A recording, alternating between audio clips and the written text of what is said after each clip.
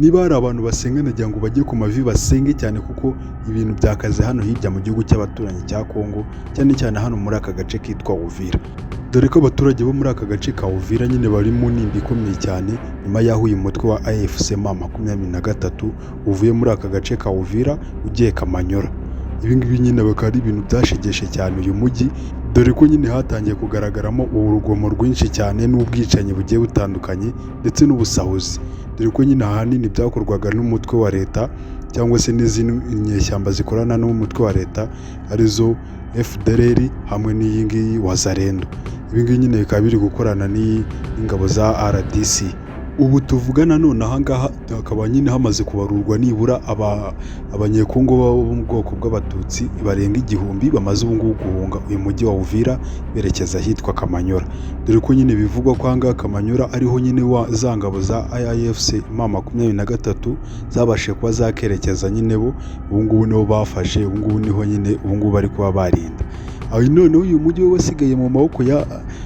Wazalendo hamwe n'ingabo z'igihugu za RDC. Uyu mujyi wo ukaba nyine ukomeje kuberamo urugomo rwinshi cyane, dore ko nyine abaturage benshi bari kuba bahunga. Ikindi kandi bakaba nyine bakomeje gushaka abantu bose bavuga ururimi rw'ikinyarwanda, bakaba barimo kugenda babica hirya no hino mu mihanda. Kandi ikindi, amasasu akomeje kuba yavuga ahagana mu ijoro, ku buryo abaturage benshi cyane bari kuvuga ati ibintu biteje ikibazo cyane.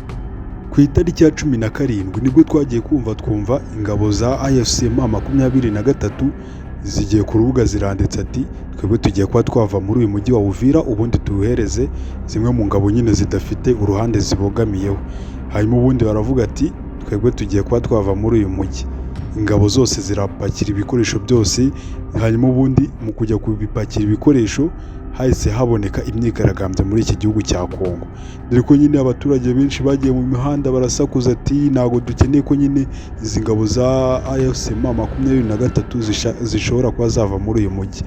Hanyuma ubundi ntibyagira icyo bitanga, kubera ko nyine uyu muvugizi wa AFC M23 aribwo yahise avuga ati ntago twebwe nyine tugiye kuba twava muri uyu mujyi kubera kubw'iyindi mpamvu, ahubwo nyine nuko twebwe dukeneye amahoro, turi kugira ngo nyine tubashe kuba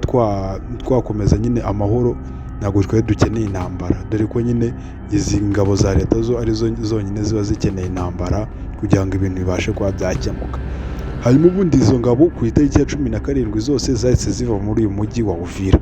Hanyuma ubundi bukeye bwaho ku itariki ya 18 tugiye twumva ati imitwe yitwaje intwaro irimo Wazalendo hamwe na FDLR, iyi mitwe yose hamwe n'ingabo za leta za RDC zose zijya muri uyu mujyi. Noneho ibintu bihinduka gatuko, dore ko noneho hari n'umuturage we watanze amakuru ye ubwe ku giti cye ayatangariza ikinyamakuru cya BBC, avuga ko nyine kuva uyu munsi ubwo ingabo za RDC hamwe na Wazalendo zigera muri uwo mujyi wa Uvira, aribwo nyine urusaku rw'amasasu noneho rwatangiye kugenda rwumvikana cyane ahangaha muri uyu mujyi wa Uvira, dore ko nyine byatangiye urugomo ruriyongera, ibisambo biba byinshi cyane, ibikoresho byinshi cyane byagiye byibwa muri uyu mujyi, dore ko nyine amaduka menshi cyane usanga ibintu byinshi nta bintu bikirimo, dore ko nyine byagiye byibwa n'izi ngabo z'igihugu. Si ibyo gusa, dore ko nyine bakomeje no kugenda bashimuta abantu benshi bagiye bakoresha ururimi rw'ikinyarwanda. Bamwe mu batangabuhamya babashije kuba baganira n'ibinyamakuru bigiye bitandukanye byagiye bigera muri uyu mujyi wa Uvira, harimo nyine wavuze ko nyine guhera ku itariki hagati y'itariki ya 19 n'iya 20 kuva ubwo izi ngabo nyine za FDLR hamwe n'iza Wazalendo na RDC zose zigera muri uyu mujyi wa Uvira, nibwo hatangiye kuba ugushimutwa kw'abantu benshi, dore ko nyine bavuga ko nibura abatutsi nyine baherere muri iki gihugu cya Kongo bo mu miryango irenga 300 bose babashije kuba bashimutwa bajyanwa ahantu hatazwi, na n'ubu ngubu bose barazimiye. Dore ko bivugwa ko nyine abantu bose barimo kuba bahunga bava muri uyu mujyi wa Uvira, abenshi bari kuba bakerekeza nyine ahangaha muri santere ya Kamanyola iherereye muri teritwari ya Waruku. Ahangaha sasa akaba ari ahantu nyine hari mu maboko ya AFC M23. Bivugwa ko nyine abaturage nyine bo abenshi bari kuba bakerekeza ahantu nyine hibereye izi ngabo nyine za AFC M23, dore ko nyine aribo bantu nyine babasha kuba babarindira umutekano ku buryo bwuzuye. Umuvugizi wa AFC M23 ari we Lawrence Kanyuka, uyu nguyu akaba yaratangaje ko nibura abanyamurenge bibumbiye mu miryango irenga 200 aba ngaba akaba ari bonyine babashe kuba bahungira muri iyi santere ya Kamanyola bavuye aha ngaha muri Uvira. Umuryango Human Rights Watch uyu nguyu nyine akaba ari umuryango uharanira uburenganzira bw'ikiremwa cya muntu, akaba nyine uyu muryango waratangaje ko nibura hari abandi bantu bagerageje nyine kuba bahungira muri aka gace nyine k'imisozi miremire ihuza teritwari ya Uvira, Fizi ndetse na Mwenga, ariko nyine izi ngabo n'ubundi za Wazalendo hamwe n'ingabo z'igihugu za RDC hamwe na FDLR zibasha kuba zabima inzira, zirababwira ati bose basubire muri Uvira. Gusa nyine bamwe mu baturage bibereye muri aka gace ka Kamanyola kari mu maboko n'ubundi ya AFC M23 bo nyine bakaba bagaragaza ko nyine aha ngaha bibereye nyine babibereyeho neza cyane bigereranyije nyine n'ukuntu bari bibereyeho bari hariya muri Uvira. Ibi ngibi nyine bikaba byagiye bigaragaza ko nyine abaturage bishimiye cyane izi ngabo n'ubundi ziri kuba zabayobora nyine zigamije amahoro. Hanyuma ubundi bakavuga ati gusa bahangayikiye nyine bagenzi babo babashije kuba bashimutwa na za ngabo za Wazalendo batazi ubu ngubu ahantu babashije kuba baberekeza. Umuvugizi wa AFC M23 Lawrence Kanyuka yasobanuriye umushakashatsi Dr Bonjana Kolibari ko nyine iri huriro ryubahirije nyine byose byasabwaga nyine n'abahuza bagiye babahuza ahantu henshi hagiye hatandukanye, ko nyine babashe nyine kuba bafata icyemezo kirimo nko kuva nyine barekuriye umujyi wa Uvira, ariko nyine leta ya RDC yo ikomeza kugaragaza ko nyine idashaka amahoro cyangwa se idakeneye ibiganiro kugira ngo iki kibazo kibashe kuba cyakemuka. Kandi aha ngaha nyine Lawrence Kanyuka nyine yakomeje avuga ko nyine mbere y'uko nyine uyu mutwe wa AFC M23 uva muri uyu mujyi wa Uvira, bari bavuze ko nyine bo bazasigamo nyine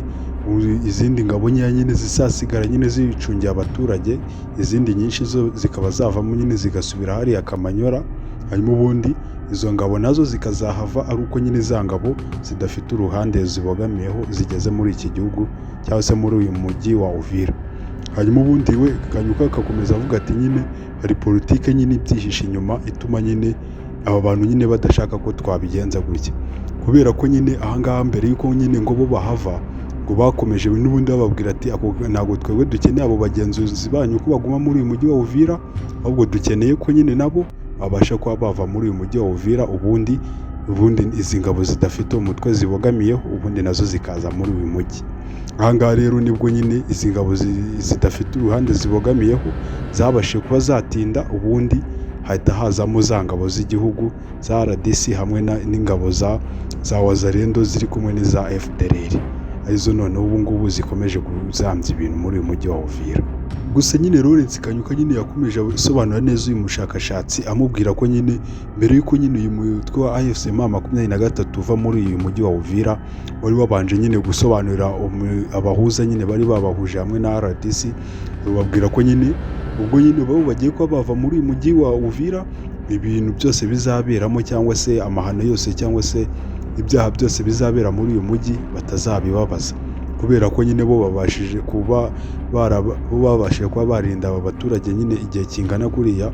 ntabwo nyine abaturage bigize barekarama ikintu na kimwe. Ariko nyine nyuma yaho ubwo bagiye kuba bavamo ubwicanyi n'urundi rugomo rwose ruzahabera rwo ntibazigera barubaza iyi AFC M23,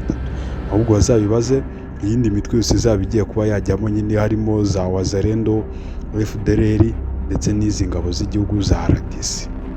Uyu mutwe kandi wa AFC M23 nyine ukaba nyine ukomeza uvuga ko nyine ubabajwe n'ukuntu abaturage nyine babayeho nyuma y'uko nyine uyu mutwe wa AFC M23 ubashije kuba nyine wava muri uyu mujyi wa Uvira. Nyine uyu mutwe nyine wasigaye ubabajwe n'uko nyine abaturage ukuntu basigaye babayeho nyine babayeho mu bwoba cyane, dore ko nyine amasasu yirirwa avuga muri uyu mujyi ndetse n'ubwicanyi, ubwambuzi ndetse n'ibindi bikorwa by'ubugizi bwa nabi bikomeje kuba byabera muri uyu mujyi wa Uvira bikozwe n'izi ngabo za Wazalendo hamwe na AFC hamwe n'uyu mutwe wa leta ari wo nyine RDC. Nyine aha ngaha nyine ibintu byose bikaba byaragiye bizamba cyane, dore ko nyine bose ibi byose byatangiye ku itariki ya 18 ubwo izi ngabo zose zageraga muri uyu mujyi wa Uvira. Rero ndagira ngo mubwire ati niba uri mushyashya kuri uyu muyoboro wa YouTube channel yanyu, ndagira ngo mubwire ati kanda aho handitse subscribe kugira ngo nibundi uze kubasha kubona ibindi biganiro byiza cyane bicukumbuye kandi n'izindi nkuru ziri kuba zacaracara hirya no hino ku isi kugira ngo zitaza kuba zagucika. Kugira ngo rero niba wabikoze aho handitse subscribe umubwire ati ciao, Imana ikurinde kandi ugire ibihe byiza cyane woweho n'umuryango wawe.